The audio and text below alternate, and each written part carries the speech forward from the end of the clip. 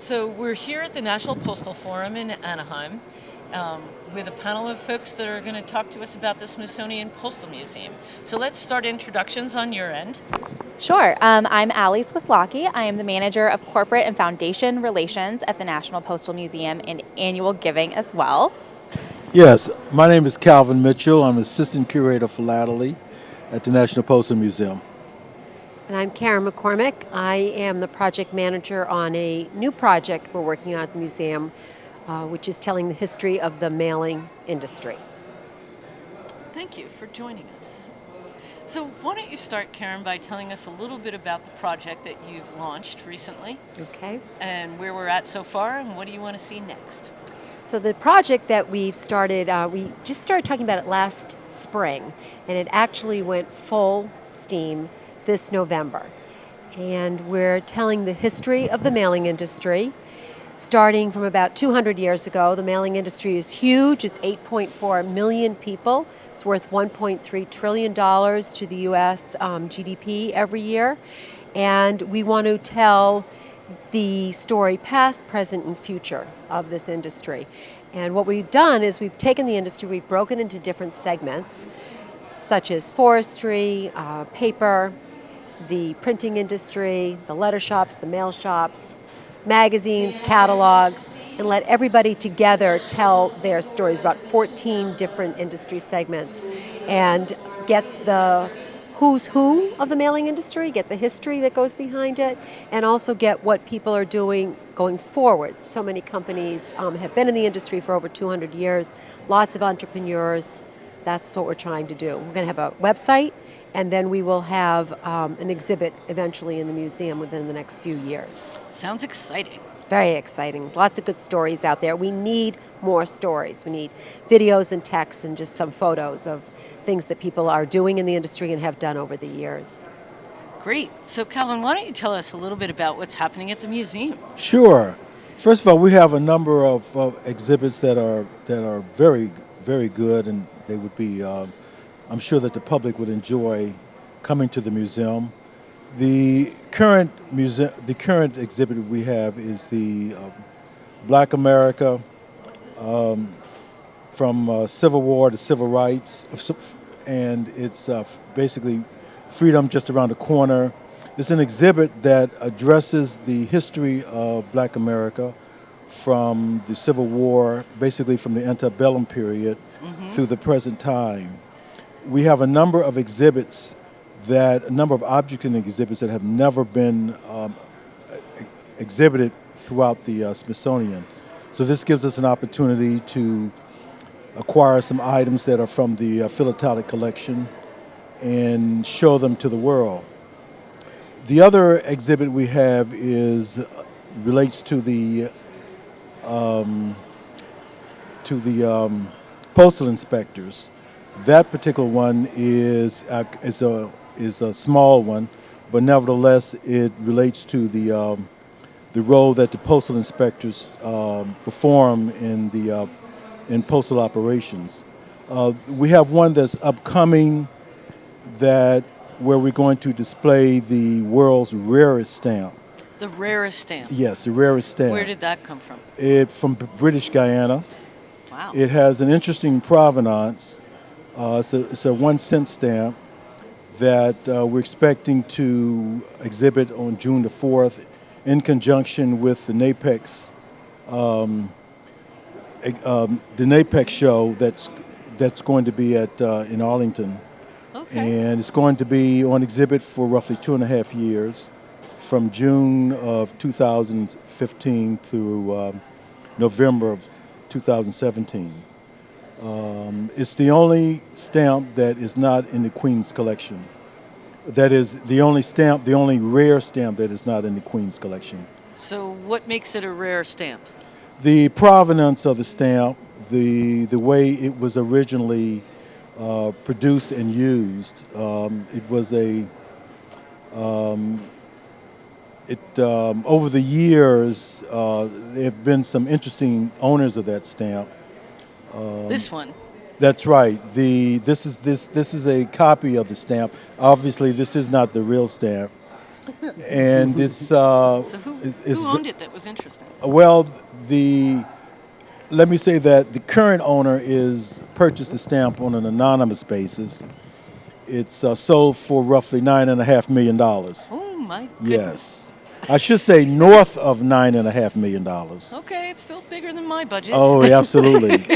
And it's again, it's the world's rarest stamp, and we are not at liberty to discuss. We really don't even know who the owner is. So we're hoping that people will come down and after June the 4th and visit our galleries and see this. Can you tell us a little bit more about the story of the stamp itself? Well, the stamp was apparently they had when it was first used, they had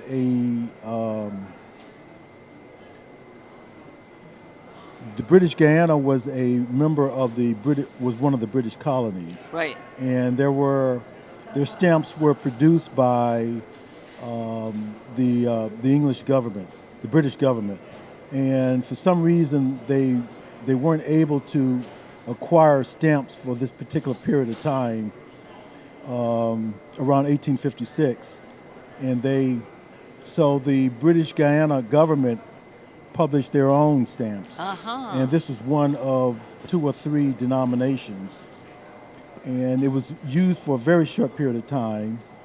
It was not so it's one of these stamps that just wasn't widely circulated. So a young man, a 12-year-old, discovered the stamp. He was going through some papers, and so the stamp was later sold, and it's been regarded again as probably the world's rarest stamp. Wow, it sounds really cool. I look Yes. forward to seeing it. Allie, do you want to tell us a little bit about what you're doing at the museum these days? Sure. So in the External Affairs Department, we have a lot going on. One thing that we've been working on for the past year or so is really helping to bolster the number of visitors that the museum gets. We're doing this in a variety of ways. A lot of it comes from the exhibits Calvin talked about. They are explodingly popular. People are really excited about them. The Freedom just around the corner that we opened up in February has had a huge press coverage and just people coming in every day asking to see it. We're also really increasing our special events hosting that we do.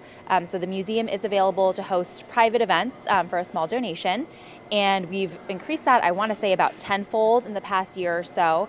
So that's really, really huge for us. Amazing. Yeah, it's very exciting. People are really excited. It's a really beautiful space. Yeah. When you get the chance to come down to DC, please do come check it out.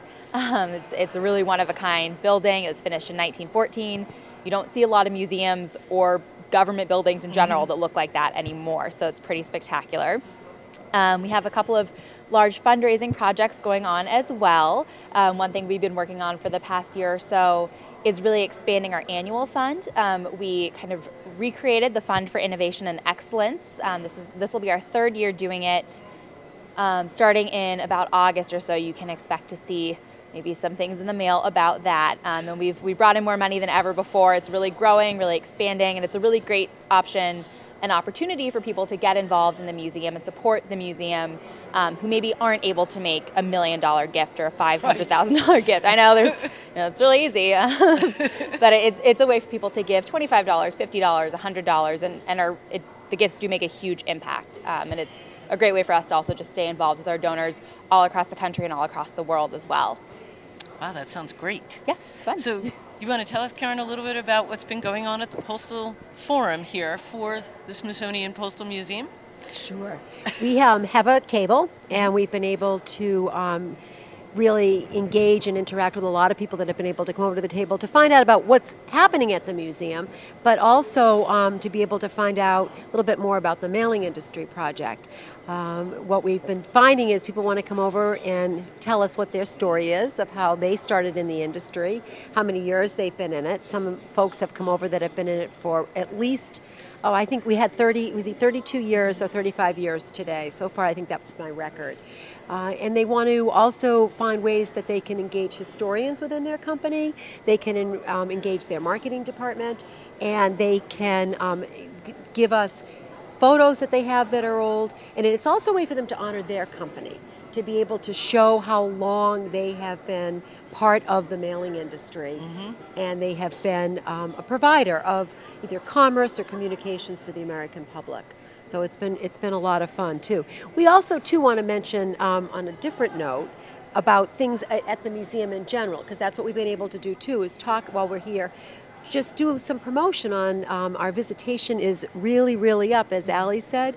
And what we're finding too is that people that come once, so this is a good thing, come once, you want to come back again and come a second time. And you've been there, Jody. Yes, multiple times. Multiple times, and you're a huge It's supporter. conveniently located next to the train station. Yeah. Which is super. And actually, in the New York Times on Sunday, there was an article in the Frugal Traveler that talked about how great it was to get to the museum. I mean, it is free. We are part of the Smithsonian, but it's also right next to Union Station, so it is pretty easy to get over there. You don't have to spend a lot of cab money to come see us. Just walk across the street. Right. Yeah.